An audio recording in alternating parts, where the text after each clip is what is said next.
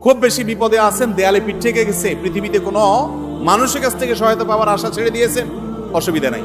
এই তিনটা আমলকে আপনি নিজের জন্য বাধ্যতামূলক করেন, ইনশাআল্লাহ তাআলা হেফাজত করবেন। জীবনে বহুবার আমি আমলটা করে দেখেছি। কঠিন কঠিন বিপদে আল্লাহ তাআলা কিভাবে উদ্ধার করেছেন আমি নিজে অবাক হয়ে গেছি, সারপ্রাইজড হয়ে গেছি।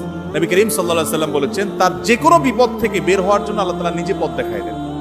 এমন ভাবে পথ দেখাবেন সে কল্পনাও করবেন। বহুবার আমল করে দেখেছি, আমি হাতে হাতে পেয়েছি আলহামদুলিল্লাহ। কোন বিপদে পড়লে দোয়া ইউনুস খতম করে দোয়া করা যাবে কিনা?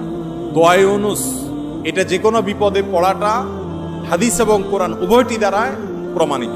কোরআনে কারীমে আল্লাহ রাব্বুল আলামিন বলেছেন, ওয়া কাযালিকা নুনজিল মুমিনিন।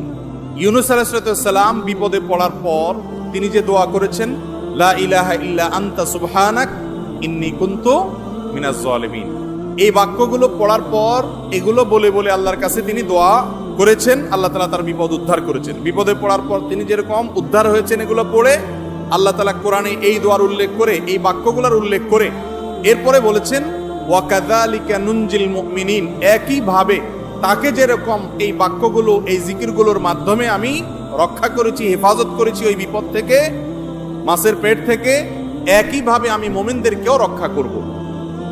নবী করিম সাল্লাল্লাহু আলাইহি সাল্লাম বলেছেন যে ইউনুস ইবনে মাত্তা তিনি যে এই বাক্যগুলো দিয়ে আল্লাহর কাছে বিপদ থেকে উদ্ধারের পথ খুঁজে পেয়েছেন, সেগুলো তোমরা পড়বে তোমাদের বিপদে আপদে। এজন্য বিপদ আপদ, বিশেষ করে কঠিন বিপদে আপনি যদি পড়ে যান তাহলে মুক্তি লাভের জন্য দোয়া ইউনুস বেশি বেশি পড়বেন। এর পাশাপাশি আরো দুটি আমলের কথা বলতে পারে, যেটা আমার জীবনে বহুবার আমল করে দেখেছি, আমি হাতে হাতে পেয়েছি আলহামদুলিল্লাহ। এক নম্বর হলো দোয়া ইউনুস, আরেকটা হলো ইস্তেগফার।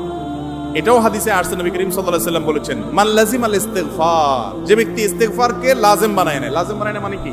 মানে পড়তেই থাকে, থামে না। টয়লেটে গেছে তখন শুধু বন্ধ, খাচ্ছে তখন শুধু বন্ধ, ঘুমাচ্ছে তখন শুধু বন্ধ, আর সারাক্ষণ পড়তেই থাকে ইস্তেগফার। আস্তাগফিরুল্লাহ ওয়া আতুবু ইলাইহি, সাইয়্যিদুল ইস্তেগফার বা যে কোনো ইস্তেগফার, সবচেয়ে ছোট ইস্তেগফার আস্তাগফিরুল্লাহ আস্তাগফিরুল্লাহ, এটা যে পড়তেই থাকে, নবী করিম সাল্লাল্লাহু আলাইহি সাল্লাম বলেছেন, তার যে কোনো বিপদ থেকে বের হওয়ার জন্য আল্লাহ তাআলা নিজে পথ দেখায় দেন। এমন ভাবে পথ দেখাবেন সে কল্পনাও করবে না। এবং জীবনে বহুবার আমি আমলটা করে দেখেছি। কঠিন কঠিন বিপদে আল্লাহ তাআলা কিভাবে উদ্ধার করেছেন আমি নিজে অবাক হয়ে গেছি, সারপ্রাইজড হয়ে গেছি। নাম্বার 3, দুরুদ। দুরুদের ক্ষেত্রেও হাদিসে একই কথা বলা আছে, যে ব্যক্তি দুরুদ বেশি বেশি পড়বে ওই ব্যক্তির সমস্ত পেরেশানি থেকে মুক্ত হওয়ার জন্য এই দুরুদ যথেষ্ট হয়ে যায়। তাহলে 3টা আমলের কথা বললাম, দোয়া ইউনুস, লা ইলাহা ইল্লা আনতা সুবহানাকা ইন্নী কুনতু মিনাজ জালিমিন, আরেকটা হলো ইস্তেগফার বেশি বেশি, আরেকটা হলো দুরুদ। খুব বেশি বিপদে আছেন, দেয়ালে পিঠ থেকে গেছে, পৃথিবীতে কোনো মানুষের কাছ থেকে সহায়তা পাওয়ার আশা, খুব বেশি বিপদে আছেন, দেয়ালে পিঠ থেকে গেছে, পৃথিবীতে কোনো মানুষের কাছ থেকে